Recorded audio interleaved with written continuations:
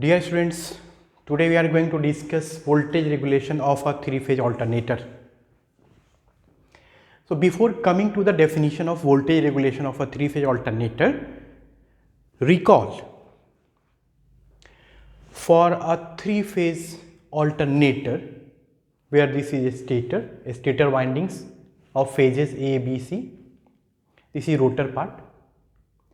So once rotor is being rotated by means of prime mover at synchronous speed, we know that balanced EMFs are induced in the three phases of stator winding line. So let us represent the induced EMF, per phase induced EMF by EF, magnitude of EMF by EF, which is same in all the three phases, as we know that balanced EMF are induced having same magnitude and phase displacement of 120 degree electrical, right? This is per phase terminal voltage of a particular phase, let us say phase A, between phase A and neutral. This is VPS, per phase terminal voltage. Fine. Rotor is being rotated at synchronous speed, EMFs are being generated. Once load is not connected, then there will not be any drop in the windings, any drop, whether IARA drop or synchronous reactance drop, that is leakage reactance drop, armature reaction drop, no any drop, means the potential will be same throughout. Means whatever EMF is induced, per phase EMF is induced, the same will appear across the terminals of a phase and neutral. That is, magnitude of this terminal voltage will be exactly equal to per phase induced EMF. As load is not connected, so armature currents are not flowing, no any drop in the windings. Fine. What happens when load is connected? Once load will be connected, load current will start flowing, armature currents will be there, so IARA drop will be there. Apart from that, other drops will also be there, leakage reactance drop, armature reaction drop. Because of these drops, once load is connected, the magnitude of this terminal voltage will be different than the earlier value at no load, which was equal to EF. So now this terminal voltage will vary. So once full load is flowing, full load is connected and full load current is flowing, so whatever magnitude of terminal voltage will be there, that will be different than its no load value.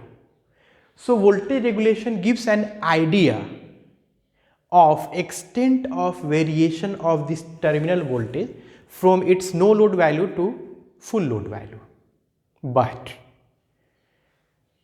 this will not be fixed for various power factor loads. As we know, during our armature reaction lecture, we have seen that if load power factor is lagging, it means its armature reaction effect will be demagnetizing.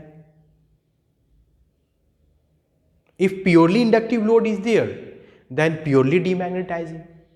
If not purely inductive, some RL load is there, then the mixed effect of demagnetizing and cross magnetizing.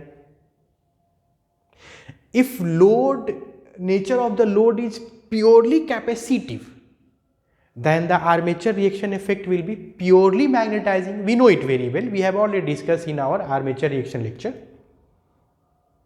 So purely magnetizing means it will strengthen the main field flux, which will increase the induced EMF, and the corresponding effect on magnitude of terminal voltage may be observed in terms of increased magnitude of terminal voltage in case of capacitive nature load.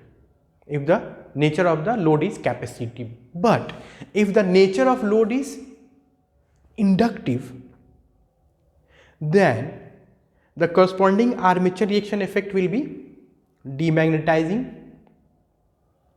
If purely inductive, then purely demagnetizing, which will weaken the main field flux, which will result in decrease induced EMF and hence further decrease in this. So in short, we can say that different power factor loads will have different effect in the variation of terminal voltage from no load to full load. Hope you got the idea or the need of voltage regulation.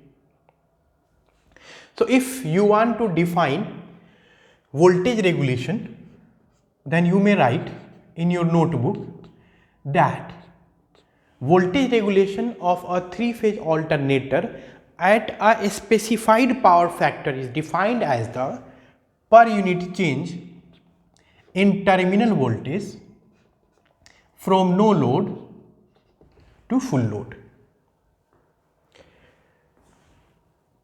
where V is full load terminal voltage.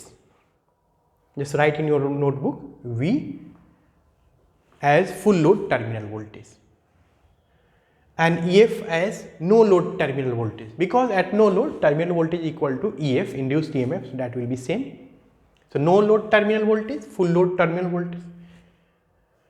If you want to represent this voltage regulation in percentage, then we may write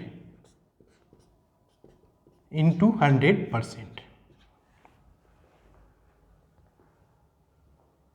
Fine. So this will be different at different power factors.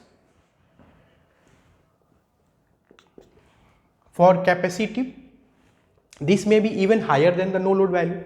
So in that case, you will get negative value. For inductive or resistive, this will be lesser than this. So in that case, we may get positive value. But for capacitive loads, that is leading power factor loads, we may have negative voltage regulation. Means at full load, we are getting the terminal voltage even higher than its no load value. As we know that capacitive loads supply reactive power instead of consuming it. So once reactive power is being supplied, it means the voltage will improve. On the other hand, if inductive load is connected, it means reactive power is being consumed by the load. It means the voltage will decrease. Hope you got the idea of defining voltage regulation for a three-phase alternator.